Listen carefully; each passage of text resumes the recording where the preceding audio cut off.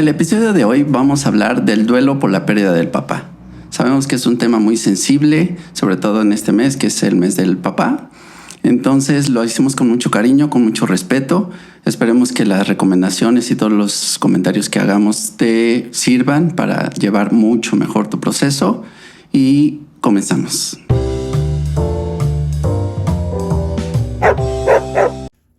Bienvenidos a Psicopopi, el podcast. Mi nombre es Yahali y como ya lo vieron en la cápsula anterior, el día de hoy vamos a hablar acerca de duelo de papá. Como siempre me acompaña la licenciada Ana Troncoso y el licenciado León Trujano. Y pues bueno, vamos a hacer este episodio con mucho respeto y esperamos que la información que les demos les sea de utilidad. ¿Cómo estamos? Uy, desmadrugados. Sí. Es que es muy temprano. Sí. Es muy temprano, pero la verdad estamos contentos porque es un tema que consideramos también muy relevante, así como el tema del duelo de mamá. Ahora nos toca hablar un poquito del duelo de papá. Sí, un poquito de acuerdo a nuestra experiencia, pero también con el enfoque que nos empieza ya a caracterizar, ¿no? El enfoque psicológico. Así es. Así es que, ¿cómo empezamos? Vamos a dejarle a la experta en el tema, la anatóloga. Sí. Ok, pues miren, yo creo que todos nos planteamos la idea de yo no estaba listo para que me dejara. Sí. Entonces, ¿cuándo estás listo para que alguien te deje? Nunca. Aunque sepas que es por enfermedad o que ya está previsto, Sí. pues no estás listo. Entonces, asumirte como huérfano no es sencillo. O sea, ninguna edad, y más si ese vínculo es fuerte. Así es. Entonces, ¿qué representa la figura masculina? Protección, seguridad. Exacto, que vayas al mundo con esas ganas no de comértelo, pero sí de afrontarlo y confrontarlo y encontrar las herramientas adecuadas. Teniendo un respaldo, Teniendo ¿no? un respaldo de un modelamiento, ¿no? Pero sí es parte de yo digo, la mamá protege, no es, voy a generalizar, pero la mamá protege y el papá vas. Es momento de que vayas y en esa parte es donde empezamos a generar ciertas seguridades, cierta forma de conducirnos ante la vida, pero sí esos roles empiezan ya a jugar, sobre todo cuando en la adolescencia, ya que tenemos esa parte ya sustentada, y pues ahí es donde empezamos a ver si hubo una carencia importante o no. O se cubrió todo. O se cubrió todo, exacto. Ok, pero sí tiene que quedar claro que ese sentimiento se queda, aunque la persona no esté, Sí.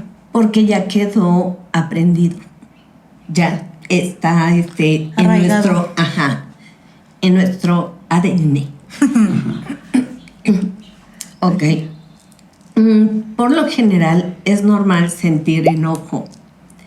Sentir enojo con la vida, con las personas, con la enfermedad, con Dios, con todos. Y se vale.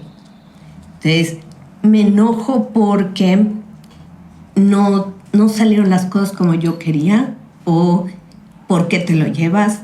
Y son muchísimas preguntas. O reclamos, ¿no? ¿Cómo?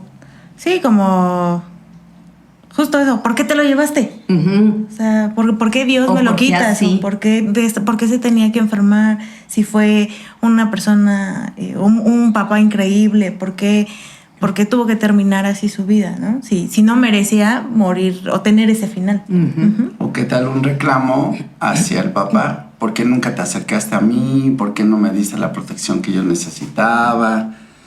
Ahí es parte válida de la emoción, de dejarla fluir, porque eso nos va a permitir saber en qué punto estamos. Porque ese proceso de negación de que pues, una relación se comprende de dos, es empezar a asumir también la parte de responsabilidad que nos toca, ya en este caso a nosotros como hijos. Ok, nos preguntamos por el desempeño. O sea, ¿cómo fuimos nosotros qué hicimos, qué no hicimos y cómo fue ese papá con nosotros, qué hizo o qué dejó de hacer. Entonces, eso es importante que también se aclare para no vivir con eso, porque si no sería un duelo no cerrado, no terminado. Y ahí en ese punto, ¿ustedes qué piensan? O sea, de acuerdo a los esquemas con los que vivimos aquí en México, que considero que hay más carga emocional al tema de la mamá, del soporte de la familia, y en muchos casos es correcto, pero donde el papá, pues en muchos casos sí tiene un rol también fundamental en todo esto, pero en base a toda la carga social de el papá por lo regular no está tan presente, tan amoroso, tan protector, y juzgan al papá desde otra perspectiva más dura, más fuerte. ¿Creen que pase? Yo creo que estas nuevas generaciones de papás Okay. ya están tomando un rol también emocional, ¿no? Es Bien. importante. Pero en las generaciones anteriores justo sí era como esta figura de proveedor, ¿no? Y que se quedaba ahí, ¿no? El que nos da de comer, el que nos lleva de vacaciones. Y con eso cumplía. Y con eso ya estás cool, ¿no? Ajá. Y como esas generaciones tenían esa idea, a lo mejor en la parte emocional ni siquiera como hijos exigían algo más, porque era lo que en la media era lo normal, ¿no? Pero ahora sí ya se está teniendo un rol incluso de estos papás que son los que se quedan en casa y la mamá es la que va a trabajar, ¿no? Entonces está empezando a mover como diferente el concepto de lo que debería ser un papá. Ya no se queda nada más en el proveedor, ya es una figura, al igual que la mamá, que cumple muchos roles, ¿no? Sí, exacto. Qué bueno que lo enfocas por ahí, porque sí es esa parte donde hoy se empieza a ver de manera diferente. Ahorita dices, el que se queda en casa, en mi caso yo me quedo en casa, pero porque trabajo en casa. Pero esa parte donde tú también tienes que hacerte copartícipe, porque no es ayuda. Estás participando, estás contribuyendo a un rol de mantenimiento de una casa en todos los aspectos. Empiezas a tomar más fuerza también emocional, la responsabilidad afectiva, todos estos conceptos que hoy se manejan. Afortunadamente también a los papás jóvenes o a los que estén en ideas y planes de ser papás, ya tienen una perspectiva más amplia de que no nada más es llevar la lana a la casa, sino de involucrarse emocionalmente, físicamente, presencialmente. Es toda esta dinámica que ya habla también de unos papás con mucho más fuerza, no solo también en la familia, sino también en la sociedad, porque empezar a cambiar esos esquemas donde empezábamos a vivir como nada más ciertos roles, hoy ya tenemos la fuerza y la empezamos a asumir, creo yo, de manera también ya mucho más consciente y obviamente de manera funcional. Y estos papás que también, aunque sean de generaciones como más arriba de los millennials, por así decirlo, que están empezando a involucrarse, por ejemplo, yo lo veo mucho en consulta, en los procesos de los hijos, ¿no? Que a lo mejor en la infancia no estuvieron tan presentes y que por la situación que alcanzan a ver hoy, dicen, no, sí tengo que involucrarme con mi hija, con mi hijo, con su proceso y ser parte de... Entonces también hay un cambio de mentalidad importante, afortunadamente, no sé por qué, pero afortunadamente que les permite tener esta opción de cambio, ¿no? De ser mejores personas, mejores papás. Ajá, exacto. Y ahí ya enfocándolo en el tema del duelo, es que pues la carga que tú ves ya con tu papá, dices, pues es que no cumplió esto y aquello y los puntos que ahorita se están apenas desarrollando y desenvolviendo los papás actuales, pero los juzgas desde esta nueva realidad a un proceso anterior donde tu papá no tenía ni las mismas herramientas, ni el mismo conocimiento, incluso ni la misma presión social, y trataba de cumplir esa parte. Es ahí donde puede ser el rechazo del papá, como ahorita decíamos, el reclamo, decir, ¿por qué no fuiste como hoy estoy viendo que es? Y no podemos juzgar un presente de acuerdo a nuestro pasado. Muy poderoso ese y muy cierto. Sí. Ahora, ¿qué pasa si el papá sí es bueno, sí estuvo, sí vio por nosotros? Duele más. Sí, exacto. Sí. Pero aquí la pregunta es, ¿y di lo suficiente? O sea, hice lo suficiente por él, estuve con él cuando me necesitó y se queda siempre ese huequito de a lo mejor pude haber hecho 20 cosas más. Entonces, no, hicimos lo que pudimos con lo que teníamos y tenía que pasar. Sí. O sea, nosotros no controlamos enfermedades o desgaste del cuerpo, etcétera. Ni siquiera los doctores. Entonces, dimos lo suficiente, sí. Porque si no, no vamos a terminar con ese duelo. ¿Ok? Sí. Entonces, recomendaciones. Ok. Entonces, 1, identifica quién fue tu padre para no crear falsas ideas. Entonces, ¿quién fue? Una lista de lo bueno, una lista de lo malo, poner en claro quién fue. Porque idealizamos, ya sea para mal o para bien. Sí, ¿no? sí, a mí yo tengo historias de personas cercanas a mí que el papá no fue tan bueno, ¿no? De repente fallece y es esta idea de, no, es que mi papá siempre fue el mejor papá y tú desde fuera dices, pero yo me acuerdo que me contabas una que otra cosa, ¿no? Entonces no es tan cierta esta parte. Pero pues obviamente justo en el momento en el que fallece la persona, pues está toda la carga emocional. Entonces es muy difícil tener objetividad. Sin embargo, sí es importante que conforme vaya pasando el tiempo y haciendo esta listita, como dice Ana, de las partes positivas y no tan buenas, que podamos encontrar un balance de decir, ok, a lo mejor estoy idealizando y en mi cabeza yo creé un escenario real, o sea, real en mi cabeza, que yo lo vivo como si hubiera sido así, donde yo creo que funcionó de esta manera y ya que lo comparo con las partes no tan buenas, alcanzo a ver que no es cierto, ¿no? O no tanto. Sí, así es. Sí, que era humano. Persona. O sea, no papá. O sea, título, era uno. Perdón. Un humano que tenía ese rol de papá. Sí, creo que eso es muy valioso, Anita, porque a veces como hijos se nos olvida ver a nuestros papás como personas. O sea, los tenemos encerrados en es mi papá y en mi cabeza lo que debería ser un papá es esto, pero a veces dejamos de ver que también son esposos o también son amigos o también son colaboradores. O sea, sí cumplen otros roles además de ser nuestros papás, ¿no? Ok, 2 es reconoce miedos. Entonces, abandono es el primero, es el más fuerte. O si el papá no era tan bueno, entonces liberación. Sí. O sea, se muere y es así de, ay, gracias a Dios. Y tú dices, ay, qué feo. Pero, ¿y si fue un papá muy malo? Entonces es parte de decir, ay, o sea, se acabaron golpes, gritos, etcétera. Y se vale, todo se vale. Sí, en esta parte de vivir los duelos, justo va con la pasada, ¿no? De no idealizar. Y que si tú tienes ahí un temita por el cual sentiste paz cuando falleció, pues entonces hay que trabajar en eso, ¿no? Porque es una parte de ti que a lo mejor no te habías dado cuenta que estaba tan lastimada hasta que sentiste ese alivio de decir, ay, gracias a Dios, ya, ¿no? Entonces ahí es cuando pues puedes solicitar ayuda profesional de decir, oye, me está pasando algo bien raro, ¿no? Falleció mi papá y yo sentí paz.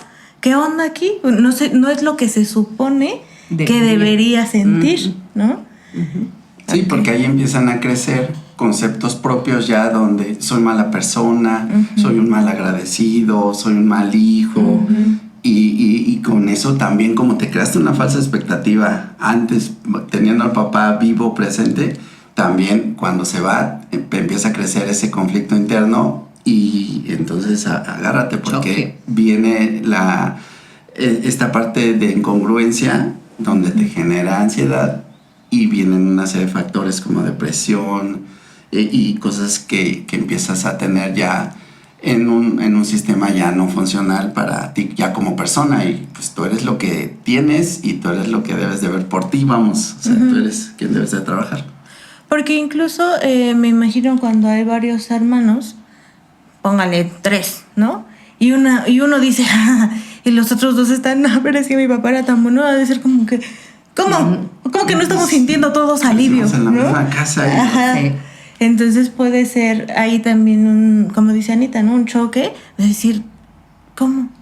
¿Cómo que no todos sentimos que ya respiramos? Como que estamos llorando todos, ¿no? sí. Aún así, si es un papá querido, un hijo puede representarlo callado, otro hijo llorando, otro hijo en paz. Y dices, Tranquilo. ¿por qué? Y es el mismo papá y es bueno, pero es duelo individual.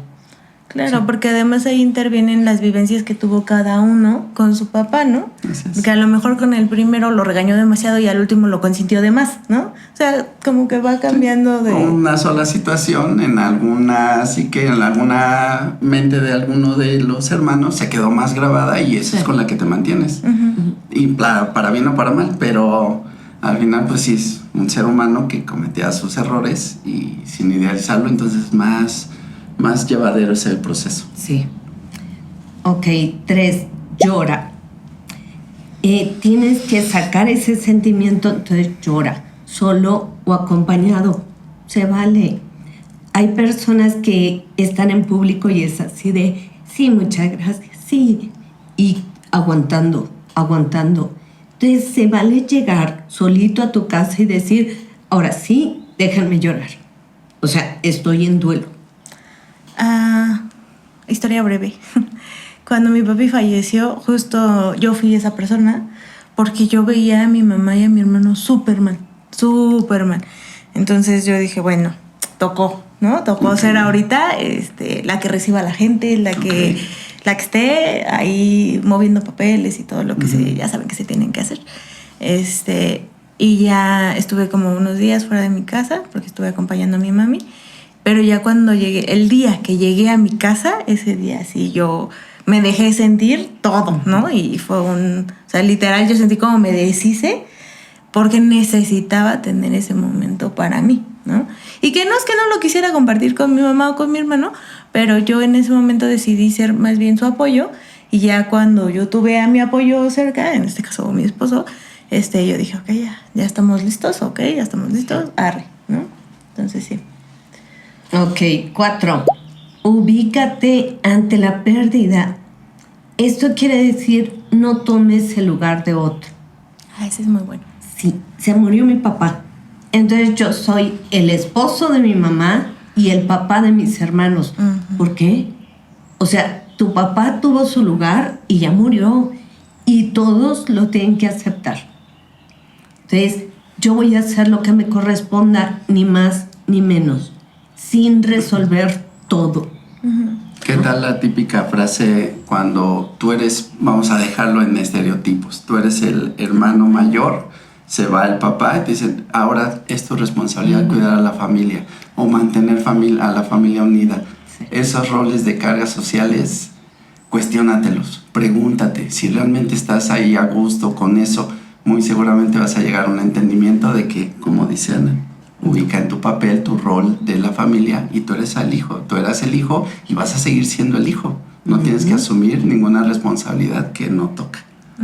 Y creo que también sería una parte como de honrar su lugar, ¿no? O sea, al final no vas a sustituir nunca a tu papá y darle mantener ese lugar, aunque ya haya fallecido, también es una forma de brindarle un homenaje o un respeto, ¿no? Claro. Sí. Ok, aquí tienes que identificar lo que sientes, aparte de lo que ya hemos dicho. Y hay 2 puntos importantes que son los más comunes. Ay, perdón, muy temprano en la mañana. Entonces, 1, culpa. Siempre actuaste lo mejor que pudiste, que es lo que decíamos. Y 2, rencor. Esto es bien común porque es rencor hacia alguien más. Entonces, es que mi mamá debió de haberlo llevado al doctor en el segundo que él se puso mal y entonces se hubiera salvado. O mi hermana debió de haber ese rencor hacia los demás. Esto es bien común y no podemos hacer eso porque estamos juzgando. Y juzgamos muy fuerte a la persona que a lo mejor no sabía qué hacer. O sea, en ese momento estaba tan agobiado o en shock. Entonces se paralizó y no podemos juzgar porque no estuvimos ahí. Sí, la carga emocional, perdón que te interrumpa. Sí, la carga emocional de los que están viviendo con el papá, ya sea un proceso de enfermedad o que haya llegado de sorpresa, pero que están ahí presentes en la convivencia, ese shock de la pérdida, tu cerebro lo procesa mucho, puede incluso haber blackouts, todo eso, no sabes reaccionar, no sabes qué decir, no sabes qué hacer, y el otro de fuera, como no tiene esa carga emocional de recibir el impacto de esa noticia, pues tiene el cortisol no tan alto en la sangre, entonces puede tener mejores o decisiones mucho más funcionales, pero ese proceso de empezar a juzgar a los demás y de criticar, si hay detente, no sabemos qué estaba pasando también la persona que estaba presente ahí, porque también eso te va a permitir primero asumir parte de tu rol y el rol que estaba jugando tu hermano, tu mamá, la tía o quien estuviera presente, para evitar también crecer conflictos donde la carga emocional está muy fuerte, muy aguda, y de ahí luego empiezan, porque se dan casos de que de la pérdida o el fallecimiento de una persona, en este caso del papá, empiezan a brotar conflictos y que se quedan ahí y ya rompen relaciones, en este caso familiares o de algún otro tipo. Sí, yo creo que reforzando lo que dices, León, ser empáticos con la situación. A veces yo de verdad entiendo que en ese tipo de casos es muy difícil, pero si tomamos 2 pasos hacia atrás, 30 segundos de aire antes de decir cualquier cosa y realmente intentamos ponernos en los zapatos de las demás personas que están a nuestro alrededor, disculpen, porque digamos que la familia nuclear es una, pero también tienes en un caso, también tienes una abuelita que perdió un hijo o un tío que perdió un hermano. O sea, al final cada quien vive este proceso de maneras diferentes dependiendo del rol que tu papá cumplía para cada uno, ¿no? Ok, vámonos rápido porque hay mucha información. Ok, el 6 es haz homenaje. Yo insisto mucho en eso porque es una forma de honrar y de estar en paz. Entonces, escucha música. O sea, yo oigo tango, papá, ¿no? Yo oigo Gloria Estefan y mi papá, ¿no? Entonces, es parte del homenaje y del cierre. Es recordar y decir, oh, mi papá, ¿no? Pero es en una forma linda. Ya no, ay, me duele, sino es, ¿te acuerdas qué hacía con esa canción o cuándo la puso o por qué? Es muy lindo. Y puedes sentir nostalgia, ¿no? Algo muy importante que les quisiera compartir es la nostalgia se compone de 2 cosas. Por una parte, felicidad de los recuerdos que tienes con esa persona y por otra parte, la tristeza de que ya no esté.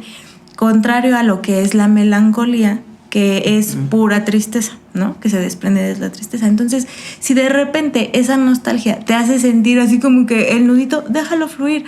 Obviamente al inicio es más fácil que estés más sensible. Yo no podía escuchar esa música porque yo no me escuchaba así una canción en específico que mi papá le cantaba a mi mamá. Escuchaba así el inicio y yo ya, así, quítenlo, ya, háganse para allá, ¿no? Pero ahorita ya lo escucho y digo, o sea, ya como que mi nostalgia me lleva a los recuerdos de verlos a ellos dos. Hagan de cuenta, yo sentada en el asiento de atrás del coche y verlos a ellos dos cantándose, ¿no? Entonces ya es lindo.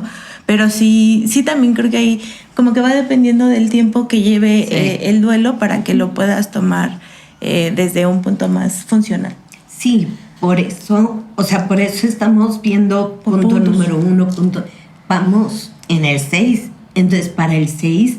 nosotros ya estamos pues más tranquilos, más ubicados, con un proceso de duelo más adelantado. Ahora, Acuérdense por favor de contar anécdotas. Esto es genial. ¿Te acuerdas de la fiesta fulanita de...? Entonces platíquense entre ustedes. Eso los une y los une en amor. Entonces, o fotos, muchas fotos. Ah, mira, cuando se cayó, cuando hizo, cuando se cayó. Sí, es muy divertido. Sí, ahí. Ok, 7.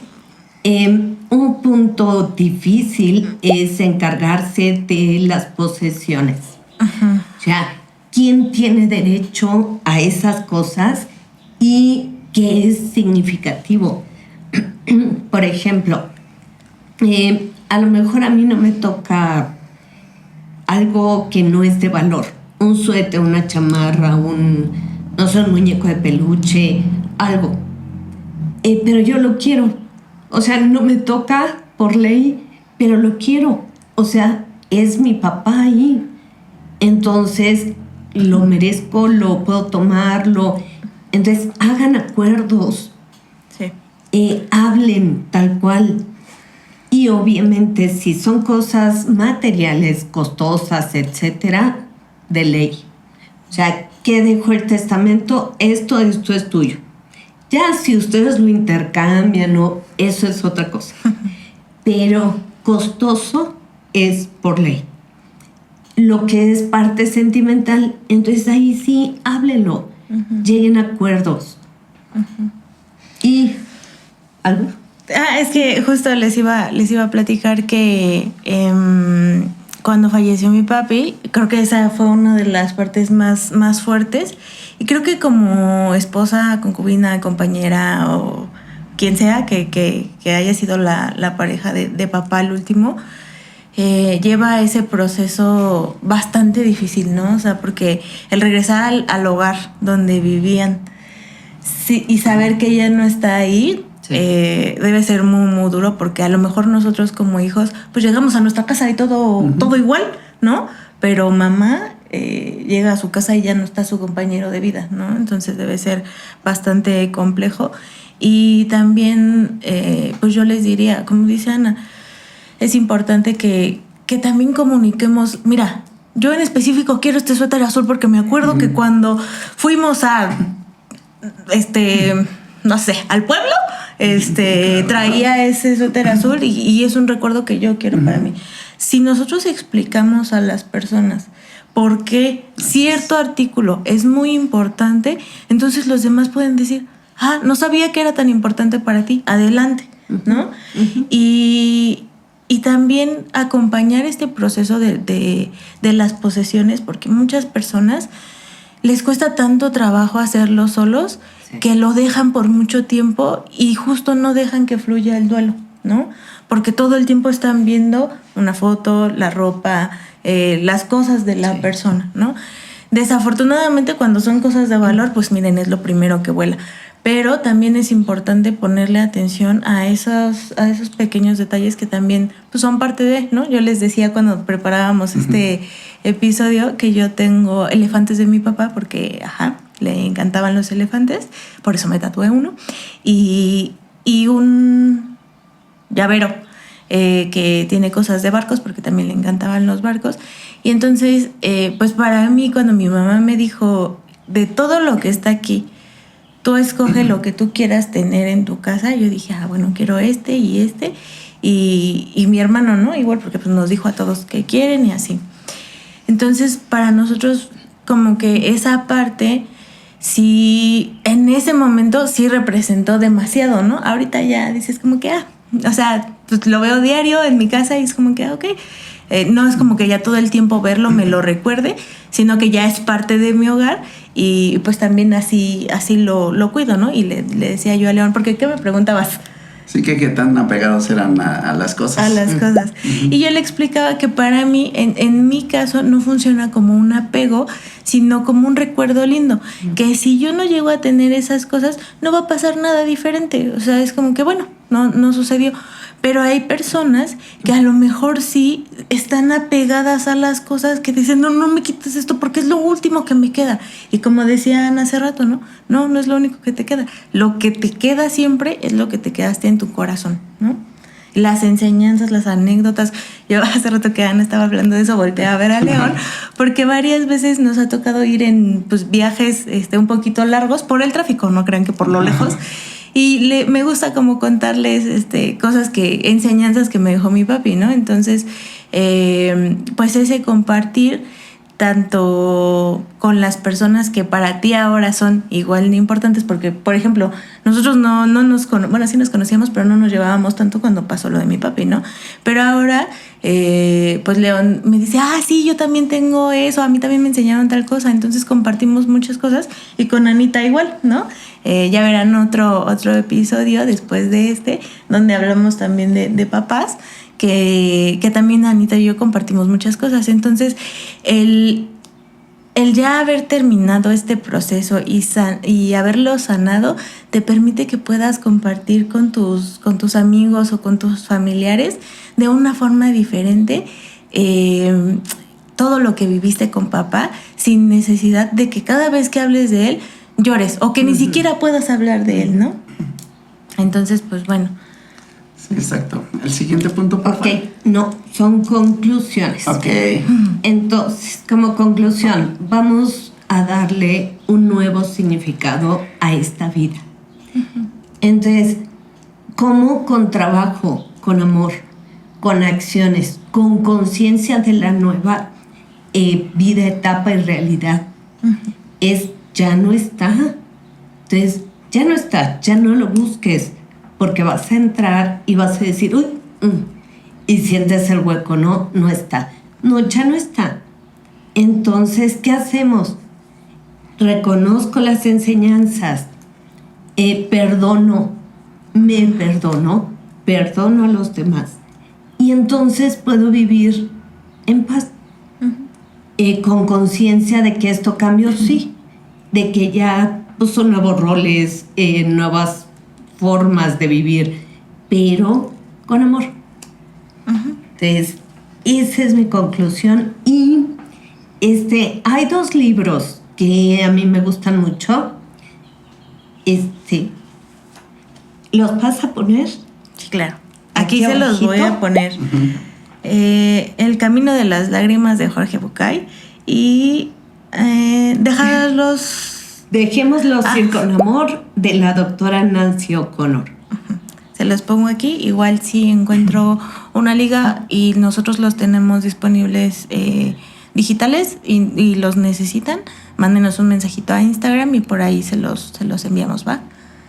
Sí, en mi caso, como conclusión, esta parte que también hablábamos cuando planeábamos este podcast, es pues aterrizar lo que eres gracias a él y lo que no eres gracias a él.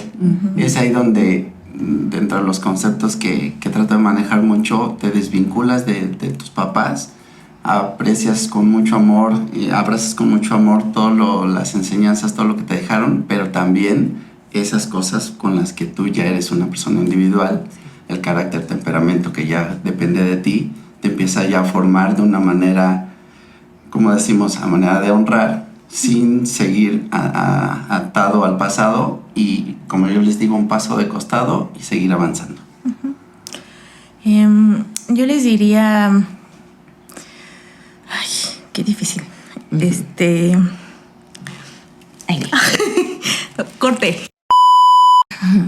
Yo les diría que no se queden con nada. O sea, al final, sea como sea su papá, de la forma que lo tengan que sanar, de la forma de la que lo tengan que sacar de su sistema, déjenlo fluir. Y si tienen la oportunidad todavía de tener a su papi, ay, qué difícil, perdón, disfrútenlo mucho, porque cuando ya no está, sí, a veces hace falta.